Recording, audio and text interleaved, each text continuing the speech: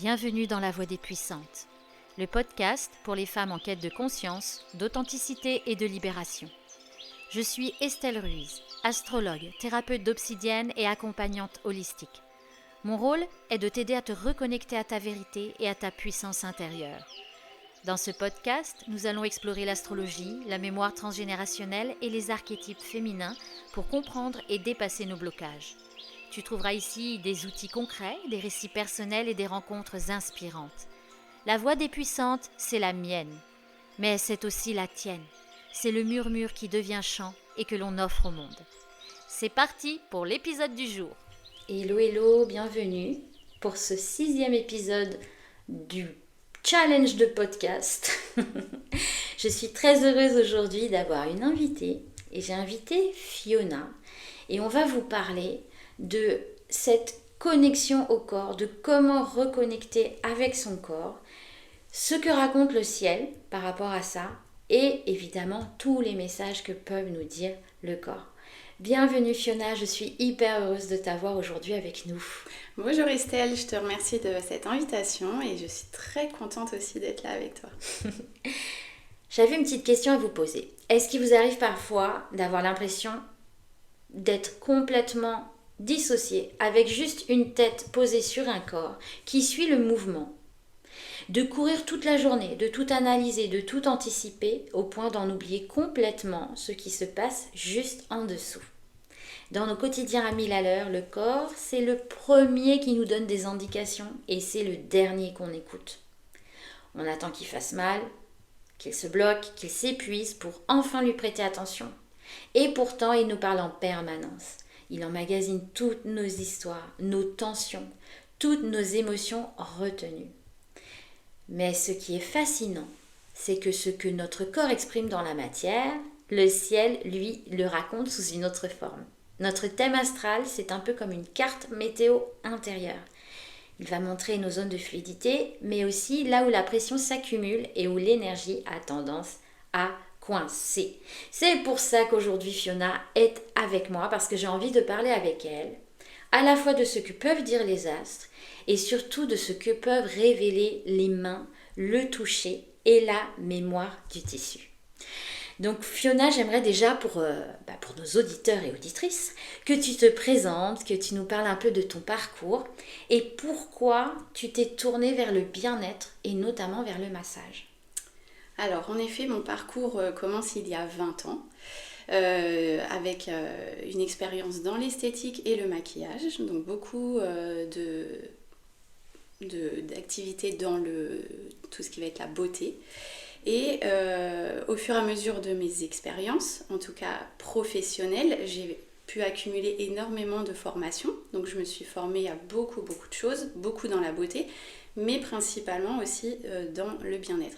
Et donc du coup, j'ai fini par à force d'expérience personnelle aussi, j'ai fini par me dire que j'avais envie de donner aussi du bien-être aux gens et de creuser beaucoup plus dans cette activité pour les aider à débloquer en tout cas tout ce qui va être tension qui sont accumulées à cause du quotidien.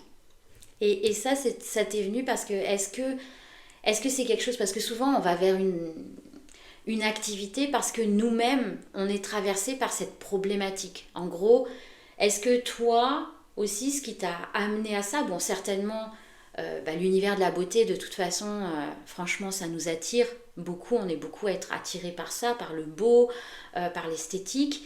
Et puis après on se rend compte peut-être qu'il y a une autre dimension. Déjà bon, le fait de l'esthétique, souvent il y a de l'esthétique thérapie un peu. Et puis le corps quand même, c'est peut-être par rapport à une propre expérience que tu as, le massage c'est aussi par rapport à toi, soit parce que tu adores te faire masser, tu adores toucher les gens, ou est-ce que toi tu as vécu justement une espèce de déconnexion avec ton corps et tu t'es dit ah purée là il y a un problème, il faut quand même que j'aille comprendre des choses. Alors en effet, c'est pas anodin puisque il y a 20 ans, je souhaitais faire un cursus de socio-esthéticienne, mais l'expérience de mes 20 ans n'est pas la même qu'aujourd'hui. Donc du coup, ça a été un long chemin aussi personnel de travail sur moi, bien évidemment, On ne peut pas accompagner les autres si on ne sait pas aider soi-même déjà dans un premier temps. Donc du coup, j'ai pris conscience de beaucoup de blocages, du fait aussi que moi, j'étais très souvent déconnectée de mon corps, que je ne l'écoutais pas justement. Donc j'en ai pris conscience aussi pour moi-même. Donc je me suis aussi dit qu'il fallait vraiment me former à des techniques pour pouvoir aussi moi accompagner de mon côté. Donc c'est ce qui m'a vraiment poussée à avoir envie en fait d'être beaucoup plus dans le bien-être qu'aujourd'hui la beauté qui reste quand même une partie de mon activité. Mais c'est vrai que ça fait plus sens pour moi d'accompagner les gens dans vraiment des massages qui vont leur apporter du bien-être dans leur quotidien. Ouais, vraiment, je trouve que c'est intéressant. Souvent, on part d'une activité qui semble assez concrète, matérielle, voilà, la beauté, etc. Et moi, j'ai vu beaucoup, beaucoup de gens qui étaient dans la beauté ou dans... En fait, c'est quand même un soin à l'autre. On n'est pas dans l'aide-soignante ou tout ça, mais il y a un soin à apporter à l'autre. Et très souvent, ça bascule à un niveau encore plus important, plus fort, parce que même au-delà du bien-être, il y a vraiment voilà, cette envie d'apporter de l'écoute aux gens. Je sais que quand tu fais des massages aussi, il y a une partie de temps aussi où tu vas aller écouter, où on va parler des ressentis. Et souvent, c'est cet espace-là qu'on oublie, peut-être parfois. Enfin, je sais pas, moi j'ai déjà été me faire masser dans des grandes enseignes, dans des instituts. Bon, on discute pas, quoi. Enfin, tu viens, t'enlèves tes petites affaires, le massage est très bien, très sympa, puis tu reprends tes petites affaires, merci, bonjour, au revoir.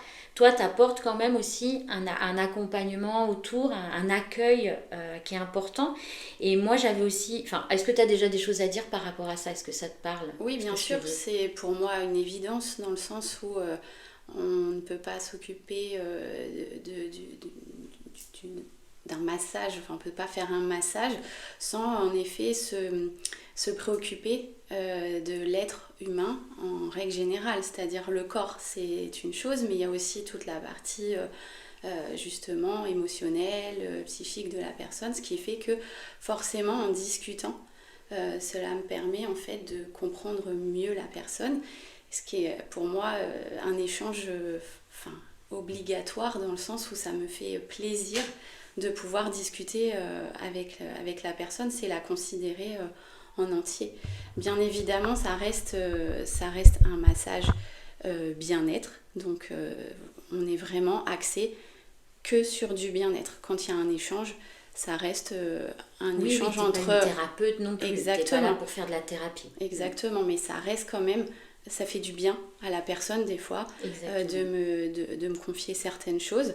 Et voilà, ça reste d'humain à humain, un contact humain à humain.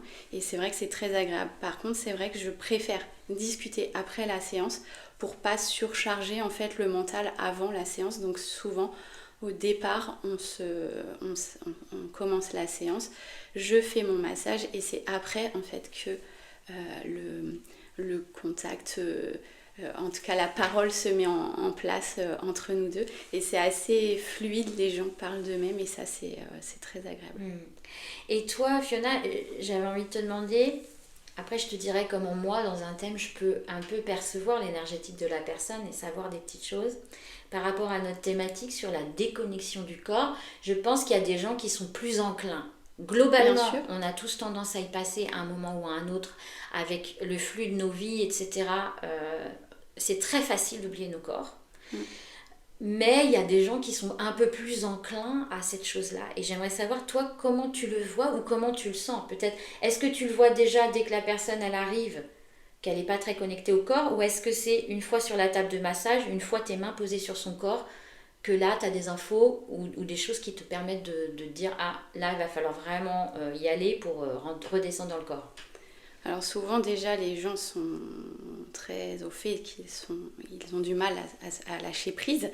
Souvent, ils le disent d'eux-mêmes. Ça, c'est un fait. Donc finalement, ça se confirme dans la pratique du massage.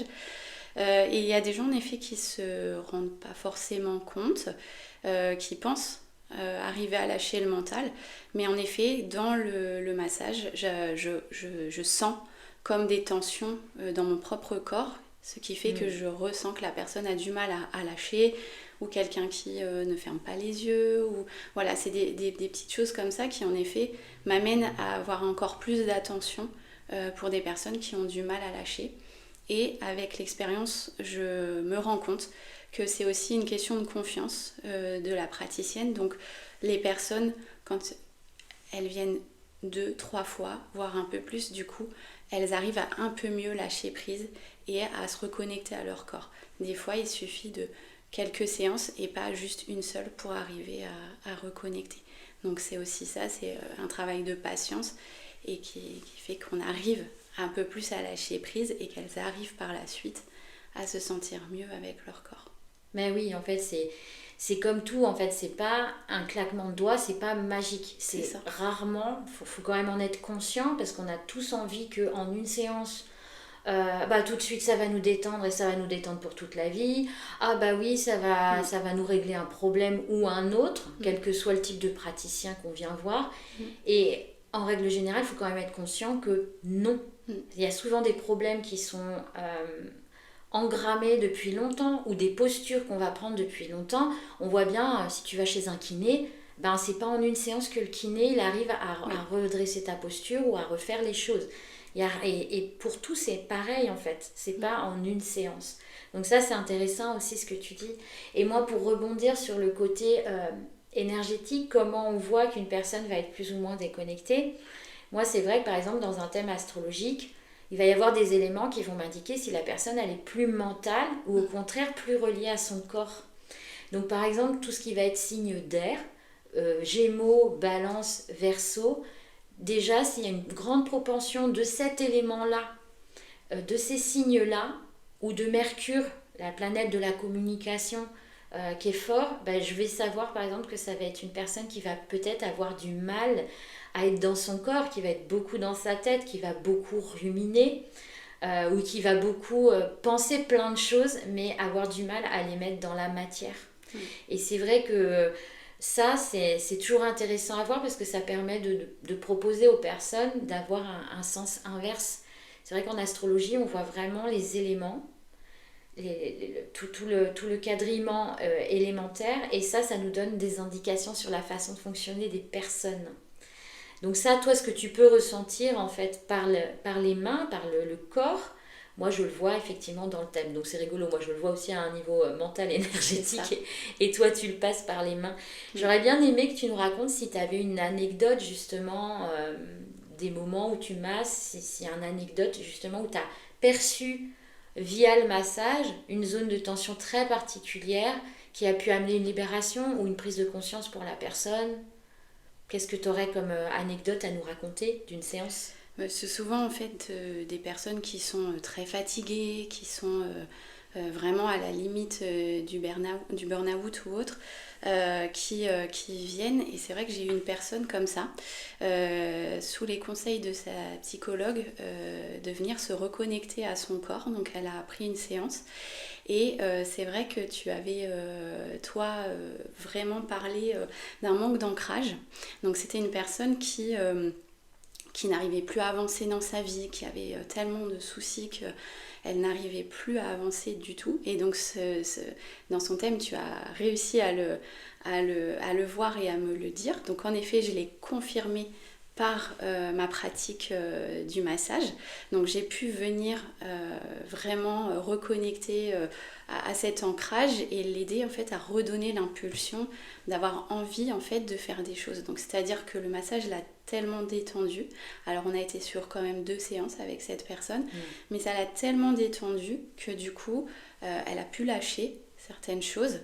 Pas tout, hein, pas en une fois, on est d'accord, on l'a dit tout à l'heure, mais du coup derrière ça lui a donné envie donc de refaire des petites choses déjà pour elle et ensuite dans sa vie personnelle.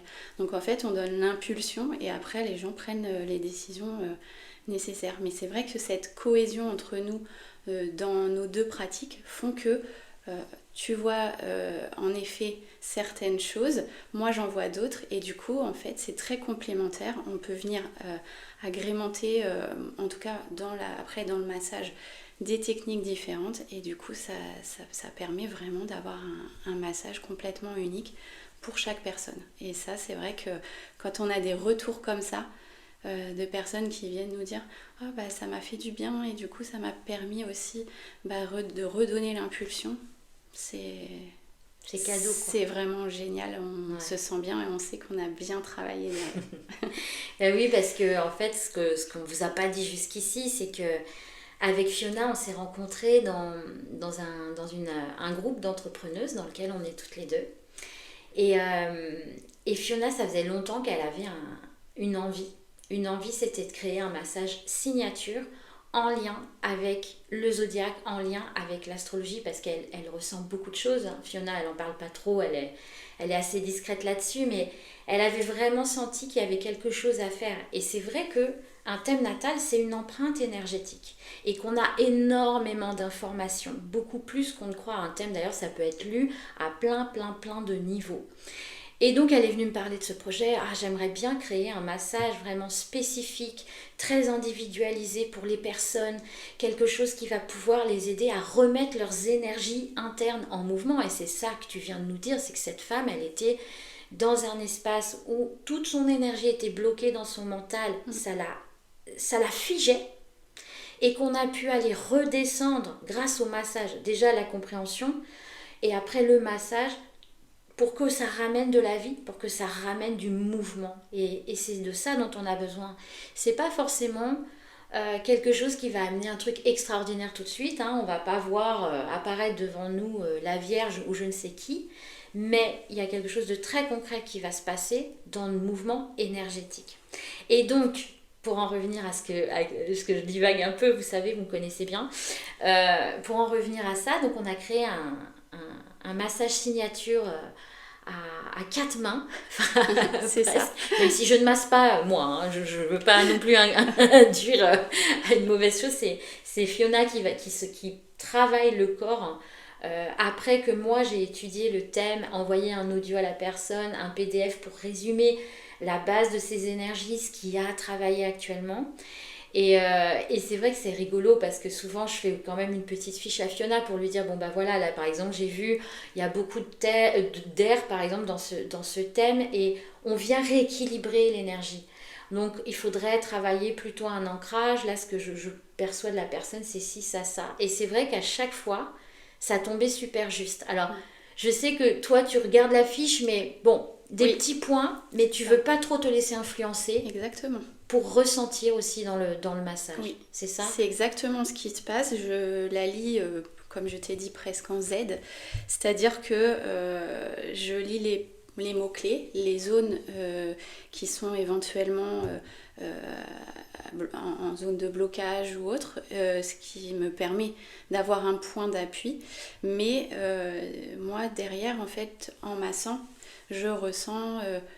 si j'ai certaines douleurs qui me viennent, je sais que j'ai certaines zones à travailler. Ou si je sens un moment de stress qui n'est pas le mien, du coup je sais aussi que je vais venir travailler le plexus de la personne parce qu'il y a des zones de blocage à ce moment-là. Donc à cet endroit-là, pardon. Donc ce qui fait que j'axe aussi donc beaucoup par rapport à ce que tu me dis, parce que c'est aussi une base de travail, mais derrière aussi, si je ressens des choses, je viens aussi les travailler. D'où le fait que des fois, une séance ne suffise pas, parce qu'il y a plus de choses que l'on avait vues sur la lecture, ce qui est normal. Et donc du coup, c'est l'avantage de pouvoir créer plusieurs massages. En tout cas, ils sont forcément différents les uns des autres, puisque du coup, selon la séance, on fait évoluer forcément les zones de blocage et après on vient libérer petit à petit chaque zone en fait. Ouais, on vient fluidifier, ramener du mouvement. Et donc bah voilà, ça c'est vrai que ça permet de reconnecter au corps, de à la fois parce que la pensée, le mental, c'est pas mauvais en soi. C'est bien de penser les choses, d'y réfléchir, mais à un moment, il faut que ça descende, il faut que ça s'ancre. Et c'est ça qui est intéressant. Et ça peut être vraiment sur un mouvement inverse. Il y a des personnes aussi qui sont rigidifiées parce qu'ils sont trop, par exemple, de terre. Ils sont trop dans la matière et il manque un peu d'air, ou il manque de feu, ou il manque de fluidité d'eau. Et donc, c'est tout ce qu'on va aller chercher pour donner un peu. Alors, une solution, encore une fois, c'est des couches d'oignons, comme dit Fiona, c'est vraiment aussi sur un long terme. Mais on vient quand même décapsuler un peu au fur et à mesure pour que ça permette à l'énergie de se revivifier et par quelque chose qui va être proposé, des pistes de lecture énergétique, astrologique, et par le massage ensuite. Donc nous, on avait envie de vous proposer, donc on vous a expliqué un petit peu notre point de vue sur cette déconnexion, sur l'importance de retourner dans le corps, sur l'importance de aussi se faire masser. Ça fait partie aussi des choses qui nous permettent de nous reconnecter au corps quand c'est trop difficile pour nous. C'est d'aller voir aussi quelqu'un qui va pouvoir poser ses mains sur nous. Et parfois, c'est qu'on n'a pas été habitué aussi dans l'enfance. Là, ça me vient comme ça. C'est qu'on n'a pas forcément été habitué au contact. Et pourtant, on est des êtres de contact. Et donc, on avait envie de vous proposer ce soin signature, là, jusqu'à la fin du mois d'août, avec un tarif spécial. Donc l'idée, c'est de prendre un rendez-vous d'ici le 31 août, mais après, même si le massage a lieu en septembre, et d'ailleurs ce sera le massage qui aura lieu certainement en septembre, à partir de septembre, parce que Fiona là va partir en vacances et elle a bien raison de se ressourcer. Mais en tout cas, la prise de rendez-vous doit se faire avant le 31 août.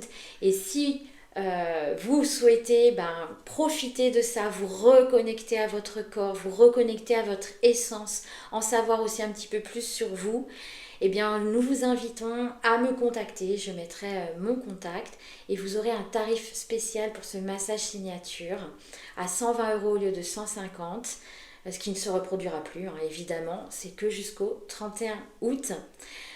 Fiona, je suis ravie de t'avoir eu aujourd'hui pour présenter notre projet et puis également cette discussion sur le corps. N'hésitez pas à commenter comment vous vous connectez à votre corps. Est-ce que vous sentez que vous êtes connecté à votre corps ou est-ce que au contraire vous êtes très régulièrement déconnecté? En tout cas, il y a des choses à faire et on est là pour vous aider.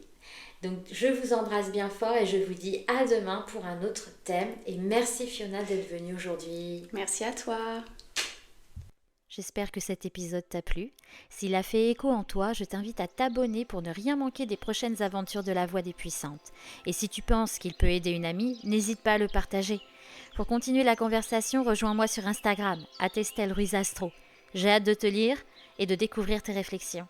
Tu peux retrouver toutes mes ressources sur mon site internet ou via mon Linktree dans la description de cet épisode. Je te dis à très bientôt, ici ou ailleurs.